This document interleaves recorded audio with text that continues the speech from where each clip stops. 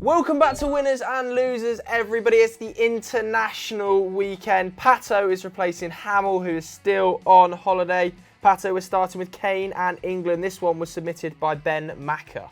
Yes, the Three Lions keep their 100% record in the Euro 2020 qualifiers with a 4-0 win at Wembley over Bulgaria. Easy. Never in doubt. Captain Harry Kane got a hat-trick on the night, which included 2 penalties. He's now scored 7 of those for England. That's not including shootout Best penalty penalties. taker in world football, Harry Kane. Bar none. He is unbelievable on the spot. Every time he steps up, you know it's in the net. Does Milivojevic take them? Ooh, it's close. He's a tasty pen taker. True. But anyway, he's actually level for pens with Wayne Rooney. Only Lampard has scored more for England with 9. And he's got 5 pens in his last 5 games at Wembley for club and country. It was a little bit soft. But yeah, I think it is a pen, though. I think it's a pen. And if there's a chance it's a pen, Harry Kane is going down. He'll make it a pen. Harry Kane is definitely going to be on the floor. And he was actually also involved in the other goal in the game, pulling back a nice ball across the box for Sterling, for the City winger to have a simple tap in. A bit of a replay of the one he didn't square for Don't him remind me. against Croatia. Don't remind me. We'd have been in a World Cup final. Do you remember when that happened? Yeah, I remember vividly. Just square it, Harold! To be honest, getting to a World Cup final, also not that fun if 2010 is any guide. But anyway, Raheem Sterling has been directly involved in 9 goals in his last 7 games for England. 7 goals, 2 assists. That's as many goal involvements as he had in his previous 33. So suddenly all the people bringing up the statistics of how few goal involvements he has have gone suspiciously quiet. Anyway, the chemistry between those two is obviously going to pretty much be the defining factor for England going forward. If they really bang at Euro 2020, then I genuinely think that they will probably, I don't know if I say probably, but you'd expect a semi. The chemistry between them, if they bang, there'll be a semi. Let's just move on to Joe's section. Wow, Out of Context Football Daily is rubbing his hands together with glee. Yeah, that front line of Rashford, Sterling, Kane is particularly exciting. Especially when you've got Sancho to Maddison. come on off the bench. But let's just quickly touch on Bulgaria because they are absolutely hounding. Like, so bad. Long gone are the days of Dimi Berbatov. Some of these players, honestly, pub team players. Did Stoichkov not have any sons? Apparently not. Just whack a bunch of them in. Apparently not. They're now 6 points adrift of Kosovo. I think Kosovo are ranked 120th in the world. Having said that, I think they're unbeaten in 15, Kosovo. Yeah, I think that's quite impressive from Which Kosovo. is incredibly impressive. I think that's one of the longest runs in international football. But some of the football was comical. The opener for Harry Kane. No right if you're Bulgaria to try and play it out from the back in that position. Have your 2 centre-backs split on the 6-yard box. Just get it out. Get it. Everybody in the stadium was screaming to f*** it long. And they didn't. They passed out from the back. Obviously a simple tap-in. They did have a couple good chances. Wanderson, who's definitely not Bulgarian, by the way. Wanderson. Him and Marcelino up front. Also Bulgarian. Definitely not Bulgarian. But Wanderson had a good chance, a pretty decent save by Jordan Pickford. But the game was just extremely comfortable. I think England had about 70% possession. They were able to kind of roll Jadon Sancho on. Mason Mount came on for his first cap as well. Just a totally comfortable afternoon. Bulgaria offered absolutely nothing. And England play Kosovo tomorrow. This time at St Mary's. It will probably be a slightly rotated team. I reckon the likes of Jadon Sancho and Maddison will start, who didn't start against Bulgaria. Just way too easy. Bulgaria not offering anywhere near enough of a threat. And England keep that unbeaten streak in Euro 2020 qualifying going. Moving on to our first losers. They were submitted by Saku59 on Twitter. It's the Germans, Patrick. Yes, they had won their last 3 Euro 2020 qualifiers on the bounce. They must have been confident going into a matchup against the old enemy, the Netherlands, on Saturday. But they lost 4-2. Hooray! Undid all the good progress made by Joachim Löw's side this year. They'd actually failed to win a single competitive game in 2018. Horrible. Had kind of rebuilt their reputation, and then they get absolutely battered. Hooray. It leaves them second in their qualifying group, 3 points behind leaders Northern Ireland, who they play in Belfast tonight. Must win. Imagine that. Imagine going to Belfast looking for a result. Unbelievable. Anyway, they did start the game well. They went into halftime 1-0 up. Serge Gnabry got a goal in the 9th minute. That's his 8th in 9 appearances for his country. So really coming into some serious form. And actually, this whole section is going to be the story of some players that Arsenal let go for a pittance.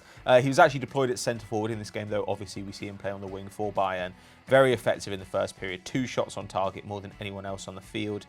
But it did kind of look like the Netherlands were going to come back into it. They had 60% of possession, despite the fact they were away from home, which we don't tend to see against Germany, right? And they outshot their opponents 7-6 before half-time. So, when it came to the second period, a bit of an upset was on the cards. Yeah, I mean, Donny Malen eventually went on to get the winner. Another player that Arsenal let go for absolute pittance from their academy. That was after Toni Kroos had drawn the Germans level from the spot, which was never a penalty in a million years. I just can't understand how it wasn't overturned. De Ligt was not looking at the ball, and it came out of the sky, and he was like, where's the ball, where's the ball, and it hit him on top of the arm. Should not have been a penalty. Nevertheless, it was given. Great penalty by Toni Kroos. But yeah, Donny Malen in fine form for PSV. He scored 4 already so far this season and got another for the Dutch on the weekend. He was kind of up front alongside, he was brought on, wasn't he? But starting up front was Memphis Depay and Ryan Babel for the Dutch. And Depay started brilliantly, as he has been for Lyon. 2 shots, 4 key passes, completed all 5 of his attempted dribbles, heavily involved in play, 62 touches. Kind of their standout forward. The best player on the park was Gini Wijnaldum, but Memphis Depay is so crucial to their attacking line because Ryan Babel is so mediocre. But he is old, and they've obviously got younger talent like Malen coming through the side that they'll hope to bed in before Euro 2020. Also, shout out to Frenkie de Jong getting his first goal for the Dutch side on his 10th appearance. He also completed 93% of his 71 passes. What a player. Completed 2 dribbles, and only Van Dijk and Daley Blind had more touches for the Dutch than he did. So he is crucial to that midfield. Him and Gini Wijnaldum just fabulous in there. But this was the first win for the Orange on German soil since 2002. Obviously, bitter rivals, and they're now 3 points behind them with a game in hand. So you've got the Dutch, the Germans, and the Northern Irish. Yes. Really battling it out all for the traditional qualification in that superpowers. group. And the Northern Irish are currently leading the fight. Mental. So I don't know how that's happened, but we could well see one of the Germans or the Dutch miss out if the Northern Irish punch through a result tonight. Imagine that. Imagine. I don't know. Does Carl Lafferty still play for the Northern Irish? Who knows? Couldn't tell you. Who knows? Before we move on to our second winners, if you're new to the channel, make sure you hit that subscribe button and turn notifications on because trust us, it's not the international break every week and this is usually much more interesting. So subscribe, please. Moving on then to Mexico. They are our second winners. This was sent in by Mexi Dude Plays. Yeah, I think that the USA have been getting quite confident in recent years because they finally got some really good talent. You know, Tyler Adams, Weston McKennie, obviously Christian Pulisic. But they got smashed by Mexico. Mexico have done the double over their CONCACAF rivals, beat them 3-0 away. Obviously, they beat them 1-0 in the Gold Cup just a few months ago. It's actually the worst loss for the US against their regional rivals since the 2009 Gold Cup final when they lost 5-0. Dumping. So it's a really painful one for them to take, kind of like Germany in this regard. They edged possession, the USA actually had 54%, but only took 6 shots while Mexico had 10. Both put 4 on target. So actually, there weren't really a lot of great chances in this game, or there weren't a lot of chances, I'll put it that way. But Mexico just have really good forwards. Obviously, they got Chicharito Hernandez. He's now scored in all the games he started for his country in 2019. And they also had Gutierrez and Antuna in really good form right now to call up for this friendly. In fact, alongside Herving Lozano, Antuna seems to be a kind of shining light for Mexico. He's contributed to 8 goals in 10 games for his country, all from the wing, and he's 22 years old. So there's a lot of talent coming through at Mexico at the moment, and you do always feel like Mexico are a few years away from a great side.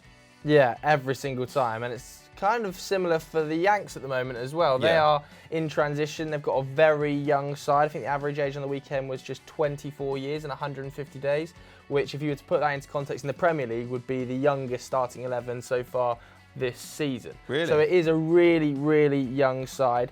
The starting 11 averaged just 19 caps.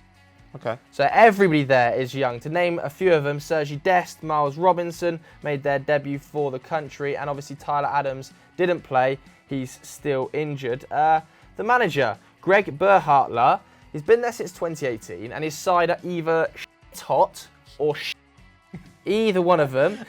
They've averaged 2.6 goals in wins. However, they've averaged 0.3 goals per game in either losses or draws. So they either fly out the blocks and smash teams, or they can't score a goal. You know what effectively what happens. Doesn't that just tell you a lot about CONCACAF, though? Yeah, I think it might do. It might well do. They've got Uruguay, I think, on Wednesday. Obviously, they'll have no Christian Pulisic either. He's returned to London early, head of the Premier League next weekend. That will be a very tough game.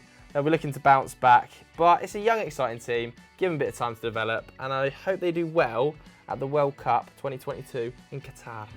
Moving on then to our final loser, it's Javi Gracia and Watford. This was submitted by CG0XIOwn. Great username. That is such a like Call of Duty. I know, name, it really isn't is. But anyway, Watford have parted company with their head coach. Shock. Copy and paste that headline from every 9 months over the last 11 years. Javi Gracia is out of the door after they took just 1 point from their opening 4 games. And this is another triumph for Mystic Joe Tomlinson, yes, who predicted this maybe before the season even started. I think it was 3 weeks ago. Was it really? 3 weeks ago. So this was actually like on the cards. Yeah. Very early immediately. After the first result, we all went, he's gone. Yeah, anyway, it's their 11th change in just over 8 years since letting go of Sean Dyche back in July 2012. Zola, Sanino, Garcia, McKinley, Jokanovic, Flores, Matsari, Silva, and now Gracia all out of the door, and Flores back in. They have started the season appallingly, or at least on the results end. They've scored 2 goals. They're winless in 8 games. They've scored 5 goals in that time. That run goes back to April. Obviously got to the FA Cup final last year, and I suppose that is something you can put on this side of the scales. Even though they did lose 6-0. Yeah, they got to the FA Cup final. It's a great day out for the fans. Got battered 6-0. Anyway, finished 11th last season as well, which is actually also pretty respectable. Yep. And Gracia does hold a weird honour that he's the only manager in the Pozzo era, the Pozzi being the owners of Watford and Udinese, and I think they owned a Spanish club as well, but they might have sold it. He's the only manager during their time in charge of the club to be awarded a contract extension. That deal ran until 2023, was given to him in November. He's already gone in September. Not the best summer of recruitment either. Bringing in Ismail Assar, £27 million.